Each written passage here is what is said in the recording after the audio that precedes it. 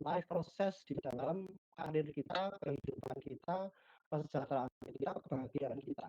Ya, maka sekolah betul-betul harus menjadi life proses, betul-betul live. Artinya apa? Semua interaksi di situ ada keterbukaan, ada pertumbuhan, ada perkembangan yang dirasakan oleh semua pihak. Jadi tadi yang dilakukan Pak Martono saya sepakat, perlu kreativitas lebih, Pak. Mindset itu penting ya. Jadi ketika mindset sudah terbangun, ada kesepahaman gitu ya pentingnya.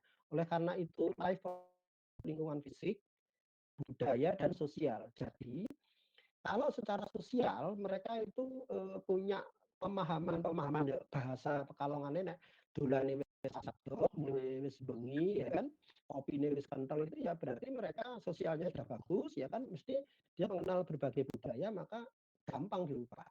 Di Pak Martono tadi cuman di budaya kerjanya yang perlu dibangun, di kelompok 2 itu saya kira budaya kerjanya juga yang harus dibangun sehingga kebermanfaatan IT bisa lebih maksimal. Di kelompok 3 itu lingkungan fisik dan lingkungan sosialnya, bahwa kepentingan teman-teman itu menjadi jauh lebih penting begitu ya. Oleh karenanya ada elemen lingkungan eksternal, ada makro, ada eksternal. Lingkungan makro di sini kalau di SMA itu berarti di Jawa Tengah, internalnya sekolah sendiri dibenahi dulu supaya eksternal yang ada di sekitar sekolah juga ikut berpengaruh untuk mempercepat itu. Kalau di internal sendiri nggak ada gerakan, tidak ada itikat baik gitu ya, goodwill-nya dari pimpinan tidak ada, ya. Keinginan apa ya, keinginan, kemauan dan apalagi ya usaha-usaha effort-nya nggak ada ya berat gitu. Maka kuning ini menjadi supaya jadi hijau bagaimana? Yang apa ini? Pink itu kan melakukan itu ya. Jadi ini harus dikendalikan karena ini juga sekolah itu akan memberikan timbal balik ke sana. Oleh karena itu, ya sumber daya lingkungan di sekitar kita itu harus dicek betul siapa user kita, apa produk services kita, layanan kita itu apa dan seterusnya. Oleh karenanya yang harus dilihat tantangan kita yang pertama adalah kita itu dari pasar yang diproyeksikan diregulasi sekarang sudah menjadi apa yang namanya competence based asset gitu. Jadi intelektualitas tadi yang disampaikan di kelompok 2 atau kelompok 3 itu. Ada skill-skill itu harus ada karena Bapak Ibu punya yang namanya intellectual and social capital. Jadi ada aset sosial kita. Aset sosial kita ya siapa? Saya sepakat itu guru apa tim PAK yang mempersulit itu tuh direformasi saja itu. Lapor ke itu sama pengawas atau Bawasda atau apa gitu ya. Siapa yang punya kenalan anggota DPR itu dipasi cak ngopi sedelo dibujui supaya itu orang-orang yang mempersulit itu digeser itu. Wong kok kayak rak di dosa wae kan gitu ya. Kayak rak ngerti dosa wae. Jadi mempersulit orang itu ya nggak bagus itu. Kecuali dia mempersulit dirinya sendiri. Ya, dia tidak membuat. Oleh karena itu, perlu ada suatu difusi kapabilitas. Ya, difusi itu apa? Saling terjadi pertukaran informasi. Ayo di tutorial sebaya, sesama teman harus saling mau belajar dan mau diajari gitu. Jangan mentang-mentang masih muda karena kompetensinya lebih bagus, terus dia nggak mau belajar dengan yang muda, nggak boleh. Tadi mindsetnya harus dibangun bahwa siapapun di sini yang lebih menguasai bagian itu, maka jadi saya sepakat tadi ya Pak Martono ya, ada mindset baru di kita supaya kompetensi baru dan cara berpikir baru itu menjadi milik kita. Dan itu kalau tidak dimulai dari situ maka kita akan susah membangun satu sistem yang lebih bagus. Apakah itu sistemnya manual, apakah itu apa sistemnya teknologi digital gitu.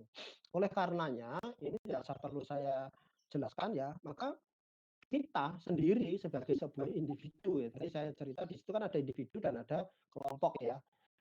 Sudah saya garis bawahi di sini bahwa sebagai individu kita harus menjadi drive, jadi penggerak di mana maka tadi Pak Nuno ya yang sering dipakai atau dan Pak Martono atau siapa lagi Pak Isdat yang sering dipakai dimintai tolong di kabupaten atau di mana Anda harus jadi drive gitu, jadi drive penggerak gitu. Untuk apa? Segera dirubah bahwa kita ini butuh ini, informasi ini harus segera diolah dan seterusnya. Tolonglah jadi satu kreator gitu ya. Jadi tidak hanya jalan kreatif tapi jadi kreator gitu. Kreator bagaimana informasinya jauh lebih bagus gitu ya. Oleh karenanya kita harus punya yang namanya keunggulan bersaing sehingga kalau Anda jadi kreatif maka nanti akan menjadi mempunyai keunggulan kompetitif gitu ya. Kompetitif advantage di lembaga pendidikan akan lebih mudah tercipta gitu. Maka di sinilah sistem informasi manajemen sekolah atau madrasah itu tergantung bagaimana. Kalau di institusi sekolah Bapak Ibu itu kebijakannya tidak mendukung, kepala sekolahnya ogah-ogahan, baperan, ya repot gitu. Kepala sekolah harus open mind, terbuka. Ayo siapakah silahkan, tukang dorong saja, bukan menghambat. Ya malah tiru-tiruin jawab ya Bu ya aja. Oh, malah memperbaiki ininya kok malah towernya kon ndurke ya. Namanya TV ya. TV ini ada nyamuk ya oke, towernya di apa, antena ini dhuwurke gitu ya. Oleh karenanya kebijakan institusi ini harus dilihat dong visi misi sekolahnya seperti apa, tujuannya seperti apa sehingga kita punya manajemen nih. Sistem manajemennya gimana? Bagaimana merencanakan sistem karir, bagaimana merencanakan tadi ya Pak, di tempatnya dari bertiga, saya kupas secara keseluruhan, bagaimana membangun kompetitif sekolah itu harus perencanaannya bagus. Kita punya apa ini? Oh, yang lain library sudah umum nih, ini sudah betul. Yang belum banyak apa? Kita harus mulai dari digitalisasi pembelajarannya dulu, bahan ajarnya semua digitalisasi. Baru ketika sudah masuk di situ, baru tinggal masukkan ke satu sistem yang namanya LMS itu gampang Pak Martono dan Bapak Ibu yang lainnya ya. Jadi kita rencanakan dulu apa yang menjadi entitas di dalam sebuah sistem itu apa ya bahasanya Pak Lulu. Kalau di akademik kita entitasnya apa, bahan ajar semua masuk dulu baru kita tata ini masuknya di ruang-ruang mana, di bagian mana sehingga nanti akan menjadi sebuah informasi yang penting gitu ya. Oleh karena itu yang terpenting kalau mahal dalam manajemen itu ada dua, yaitu di pengawasan. MONEF, monitoring itu memastikan keterlaksanaannya. Itu MONEF, monitoring. Siapa yang ditunjuk. Tapi kalau evaluasi adalah progresnya, kemajuannya seberapa. Jadi misalnya, oh perpus gitu ya. Perpus itu dimonitor berapa minggu sekali progresnya. Oh, dimonitor ini jalan apa enggak? Oh jalan. Terus evaluasinya gimana? Jalannya, progresnya sampai mana? Peningkatannya seberapa? Jadi bedanya monitoring adalah memantau keterlaksanaan. Kalau evaluasi adalah mencatat kemajuan dari suatu progres, gitu ya. Contoh kecil, kalau ada anak itu sering terlambat, dipantau dulu keterlambatannya. Tetapi setelah diberi peringatan, dipantau dan sebagainya, kemudian kita evaluasi. Dia itu terlambatnya karena apa? Maka kita lihat dulu. Oh, keterlambatannya semakin hari kok semakin ya menitnya tambah. Kemarin 5 menit, sekarang 15 menit, sekarang bahkan paling lama dari 10 kali keterlambatan itu ada 1 jam pelajaran. Maka kita evaluasi loh, ini kok keterlambatannya naik ya, bukan berkurang, tapi kok jamnya tambah lama. Nah, kita baru ambil satu tindakan dan seterusnya. Sehingga disinilah yang dibutuhkan tadi ya, semua pihak stakeholder itu harus bekerja sama. Di sini ada sehingga kita akan punya output yang lebih bagus. Nah, beberapa yang perlu dicermati adalah kita itu domain eksternalnya seperti apa. Tadi Pak Martono sudah menyampaikan contoh kecil. Dia sudah mempunyai database nih, siapa yang punya HP dan yang tidak punya. Tapi yang belum topografinya, dia tinggalnya jauhnya dari mana, sebagaimana itu belum. Kemudian stakeholdernya dukungannya bagus tuh. Malah pandemi mikrofonnya di-off-kan dulu nggih, yang lainnya. Lalu cobalah kita lihat dulu teknologi yang mendorong keunggulan bersaing lembaga pendidikan, kita harus melihat bahwa ada new entrant. New entrant yang bisa mengancam lembaga pendidikan kita. Siapa pendatang baru kita? Itu pendatang baru kita itu bukan sekolah-sekolah, pendatang baru itu misalnya ya, saya sebut nama maaf ya, itu ada yang namanya ruang guru dan semua ruang-ruang digital itu menjadi ancaman bagi lembaga kita. Proses digitalisasi semua pihak itu menjadi misalnya, oh ternyata di tempat Pak Martono sudah pakai digital semua ya di tempat ini. Itu yang mengancam bukan lembaga pendidikannya Pak Martono, tapi teknologinya yang dipakai itu menjadi ancaman serius. Oleh karena itu pendatang baru aplikasi dan sebagainya ya, itu harus dilihat. Kemudian threat of substitution services, jadi layanannya, jasa yang ditawarkan. Oh ternyata di Pak Martono itu kemarin setelah ada yang namanya e-digitalisasi di dalam pendaftaran PPDB dan seterusnya, ada nilai manfaat, ada nilai-nilai keunggulan yang dirasakan kebermanfaatan oleh peserta didik dan orang tua, akhirnya sekarang tidak lagi tuh golek sisa-sisa. Bahkan Bapak akan menyeleksi inputnya jauh lebih bagus, nanti Bapak akan bisa memilih untuk peningkatan kualitas yang jauh lebih gampang gitu. dan kekuatan bargaining power of society. Tawar-menawar masyarakatnya seperti apa? Ternyata ya masyarakat di tempatnya Pak Martono di mana tadi 3 SMP 3 ini lebih bagus tuh Bonang itu ya. Atau di mana tadi? Kemudian ada kelurahan tadi ya, Bojong ya. Kelurahan itu kelurahan sudah membuat wifi. Itu kan namanya tawar-menawar masyarakat. Semakin kekuatan tawar-menawar masyarakat itu semakin bagus untuk kepentingan lembaga, maka semakin mudah. Kenapa nggak dicontoh kelurahan-kelurahan lain ya? Tadi kalau saya mengatakan bahwa Pak Nunu dan kawan-kawan yang sering dimintai partisipasi kepada dinas, kemudian menyampaikan contoh-contoh baik ya. Kenapa di kelurahan? Ya, kenapa nggak ada seperti ini dan seterusnya dan seterusnya. Ya. Kemudian ada kekuatan pembayar bayar. Jadi bayar itu siapa? Di sini adalah orang tua murid dan peserta didik. Maka teknologi yang harus mendorong keunggulan itu dasarnya dari 5 ini. Coba kita lihat dulu. Ancaman internalnya siapa? Guru kita ini yang tidak punya kemampuan IT-nya berapa? Identifikasi dulu.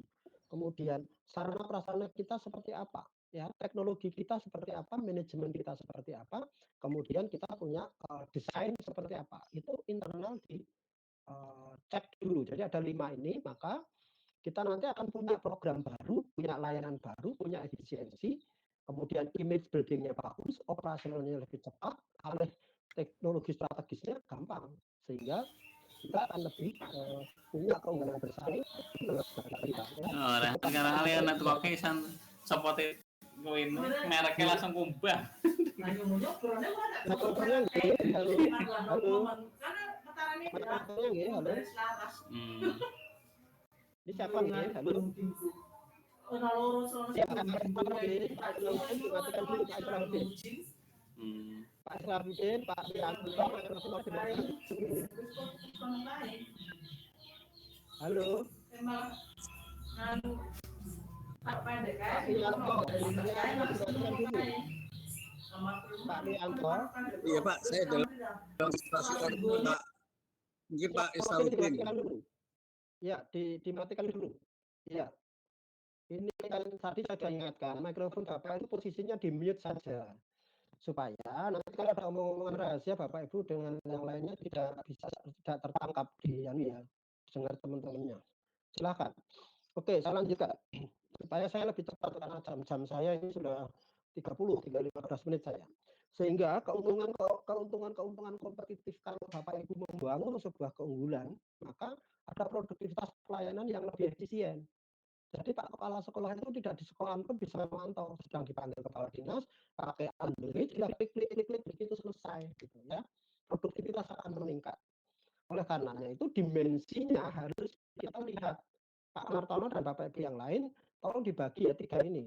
Apa keunggulan strategisnya di mana, taktisnya dan keunggulan operasional harus dibagikan sehingga nanti bagian-bagian strategis itu siapa, gitu ya. Itu bagian regulasi misalnya ya. Kemudian bagian taktisnya siapa, bagian operasionalnya siapa, sehingga kita akan lebih cepat ya. Kelompok 1, kelompok 2, kelompok 3 bagian karir misalnya. Siapa yang diminta untuk keunggulan strategisnya dan seterusnya gitu ya. Maka informasi itu akan menjadi lebih bagus kalau ada relevansinya yang sangat kuat. Tadi SIM akademik itu kalau misalnya ini kaitannya dengan PPDB, ujian nasional, laporan hasil belajar siswa, kenaikan pangkat, akreditasi dan sebagainya itu masalah-masalah itu diidentifikasi, dibuat sistem pelan-pelan. Sistem tidak harus jadi sekaligus, tetapi mulai ada embrionya. Siapa yang tanggung jawab dan seterusnya. Sehingga kita nanti pada titik tertentu atau 2 atau 3 tahun ke depan Bapak Kepala Sekolah punya suatu akurasi.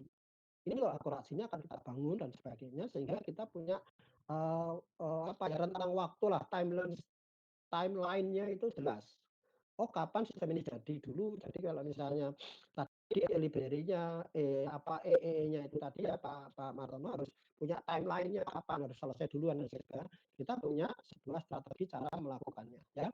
Sehingga kita pada titik tertentu akan mempunyai bahwa sistem informasi sekolah kita is completeness gitu ya, sangat komplit gitu. Oleh karenanya itu tadi saya katakan bahwa perubahan alamiah di manajemen sistem informasi itu ada yang namanya pengaturan legasi sistem tadi ya Pak Nunu ya ini contohnya bahwa kita hanya sebagai user nggak bisa kita gitu ya mengubah informasi yang berjalan pada hardware baru nggak bisa.